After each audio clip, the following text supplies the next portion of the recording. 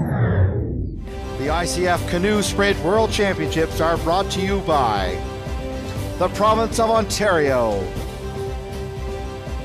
the Government of Canada, and Tourism Niagara. The second heat of the junior men's K1 1,000 meters. We've got big German athlete in lane 5, Marius Radau, and different from the German they had at the European Championships. I think we'll expect great things from him. And of course, Marshall Hughes from Waverley, Nova Scotia in lane 2. Well, Tom, we've got lane number 1 coming down the next race is Jordan Silva from Mexico. Our Canadian, Marshall Hughes, is in lane 2. Keep your eye on him. He set the lake record in Lake Banook 2 years ago. Very impressed with this kid, and he medaled in K4 at the U23 World Cup circuit. Ukrainians, Shevchenko's always going to be strong. Denmark's Kasper Pretzman.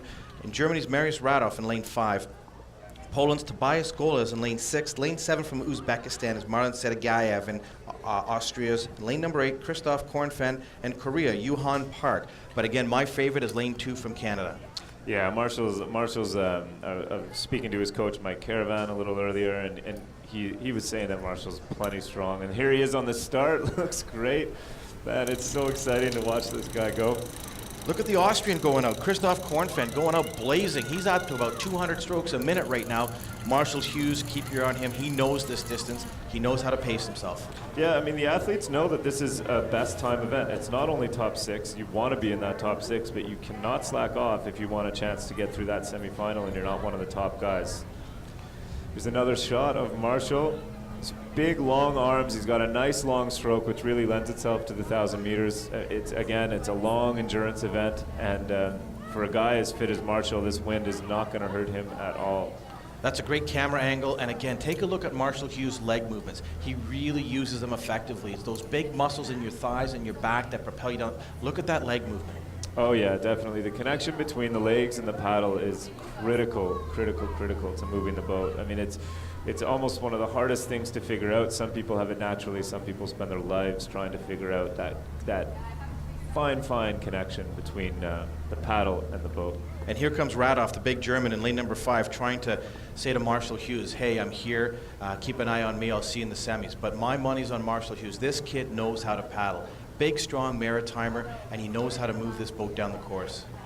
Oh yeah, it's going to be a tight race between them, I would expect. But again, Marshall's smart, and he knows he's got some more races. He might be content with sitting in second in this, going through, knowing he's in the semifinal safely, and resting up for the semi that will be soon. I mean, it's only a few hours away that these guys have to race again. Well, fitness is key, and it's a long day. You've got that semifinal later on this afternoon, so Marshall's taking a look over his right shoulder and seeing, I got to be in the top 6. I want a decent lane for the semis. I'm not going to let myself slip off lower than 4th, 5th, or 6th. I want to be in the top 3 to get that good lane in the semis. We just crossed the 500-meter mark. Their split was roughly a 145. It's very unofficial. And there is the German Marius Radau in first, sitting pretty relaxed. See, he just gave a little look there, making sure he's in the top. This is someone who wants to go through, make sure he gets that lane 5 in the semifinal. And also, again, it is definitely a test for these guys, letting everyone know where they are, how good they are, and also seeing how fast everyone else is. Looks like we've got the first 6 guys have spread out a little bit from the rest of the field and are comfortable in their positions. And in the background, Tom, you're hearing the hometown crowd cheering on the Canadian, but as well the Polish team is a sizable force here. They're cheering on Tobias Gola and Uzbekistan's Marlon Sedagayev as well. You can see them pushing hard to the finals. Top 6 move through to the semis. Yeah, and now another great shot of the spread. As the camera gets straighter here, we'll get a better view. There's Marius.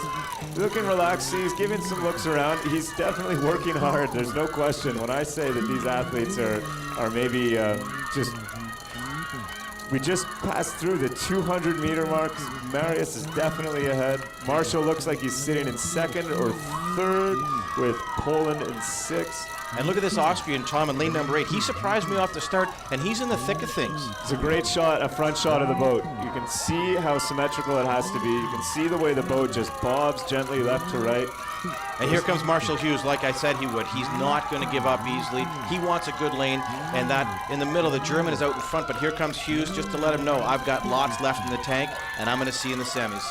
See now, they picked it up again for the finish. You just want to make sure you're coming through in a safe spot. Look at Marshall, he's coming in second. This is awesome. He'll be so happy with that race. He knows that German's going to be one of the top guys, and he knows that he can be in